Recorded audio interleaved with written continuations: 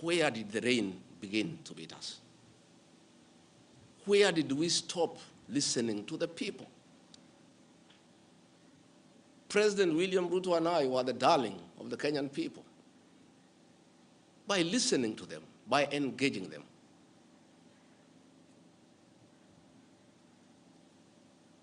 And as a government, we have established institutions to ensure we not only listen to Kenyans, but also genuinely understand their concerns. We invest significant resources in these institutions, particularly the National Intelligence Service, for this purpose.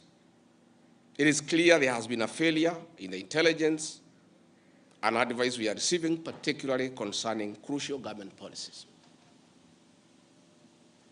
The President of the Republic of Kenya today has admitted that it has come to his attention that the people of Kenya did not want anything to do with the Finance Bill 2024.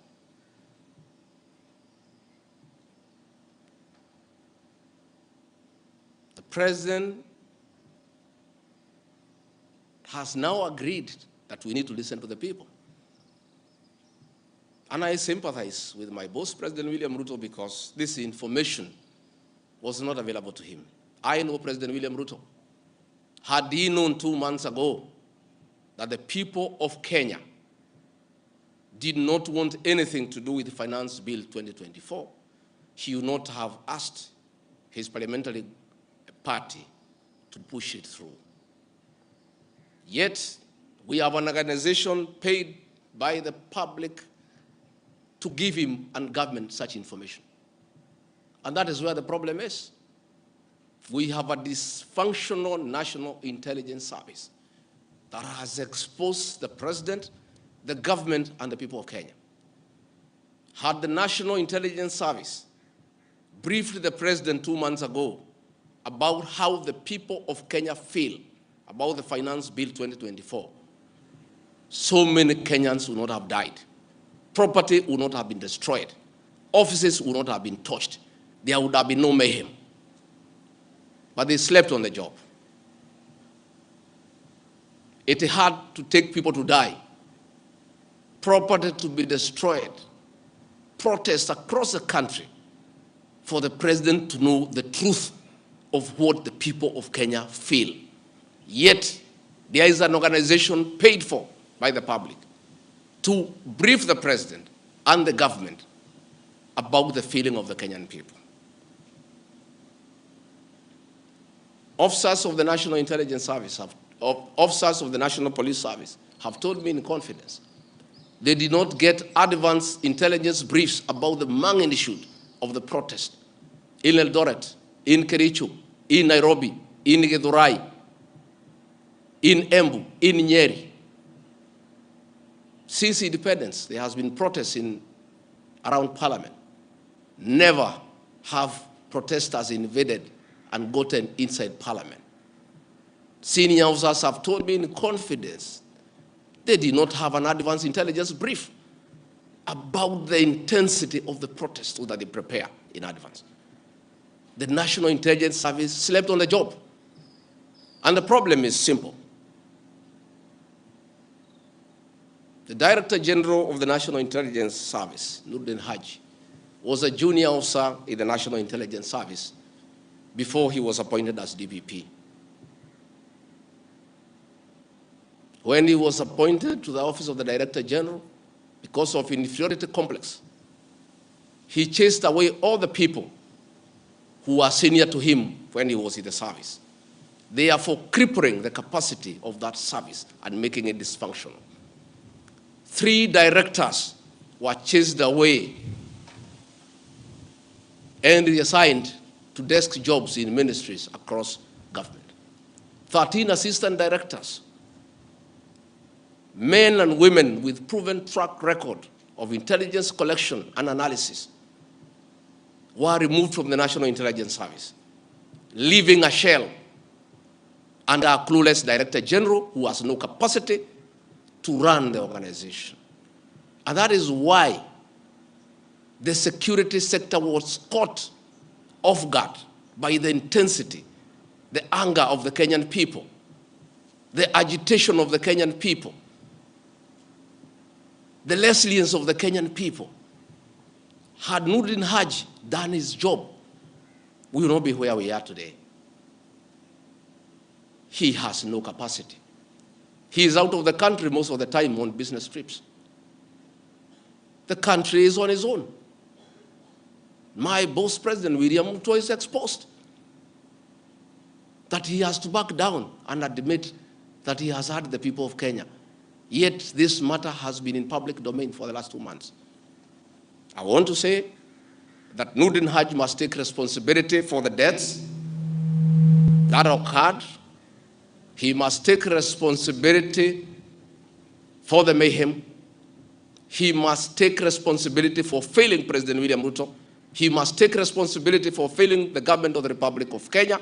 He must take responsibility for failing the Kenyan nation by not doing his job and advising correctly.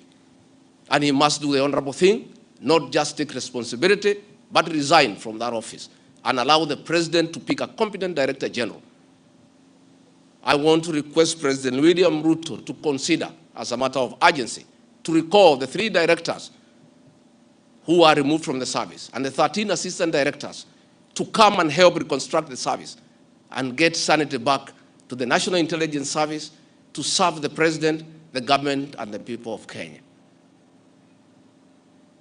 President William Ruto deserves better. He deserves a director general who knows what he's doing.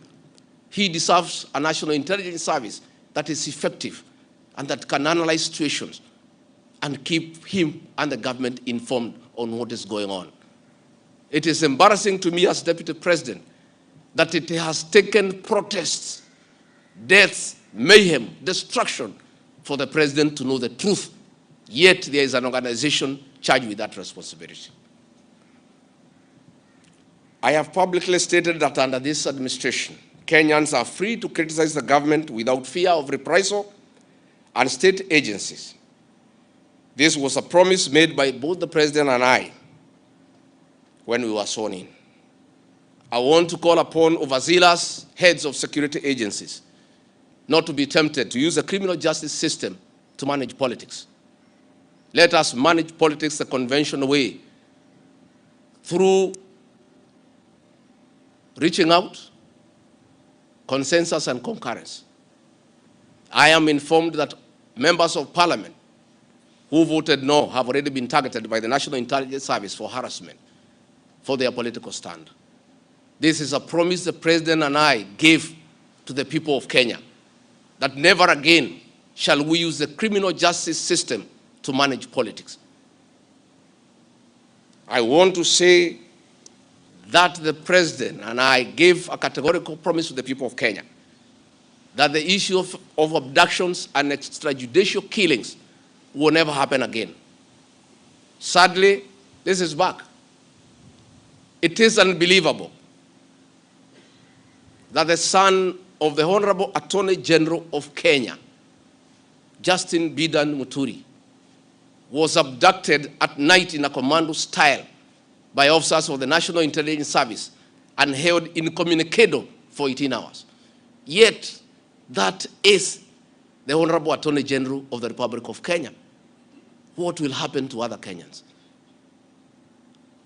I want to ask our law enforcement agencies to dignify the president and I before the people of Kenya and not backtrack on the promises we made to the people of Kenya, that we shall never again use the criminal justice system to manage politics. Yesterday, Nurdin Haji was trying to put up a team together to craft lies and propaganda and attribute the chaos that were in the country to leaders, I included, former President Uhuru Kenyatta and others. Yet it is very clear, and the president has admitted, that these protests were caused by the anger of the people of Kenya and their refusal of Finance Bill 2024. I want to call on the National Intelligence Service not to take us back to the dark old days of the Nyayo era, where you create propaganda and schemes to undermine leaders and those you don't agree with. I want to say in conclusion, this is a time for reflection and action. And we need to take immediate steps, as the President has guided, and I'm very happy, to engage the Generation Z. And I want to call that generation to tell us whom to engage, because they are leaderless, they are tribeless, they have no organizational structure, but we would like to engage the right people. There could be a temptation among some young people around us in government to pick some friends of theirs and attempt to bring them for discussion. So I want to challenge our young people and salute them for their courage and conviction and the love for their motherland to come up with a structure on how they can engage government in accordance with what President William Ruto has guided this afternoon. In view of the very wise decision by the President,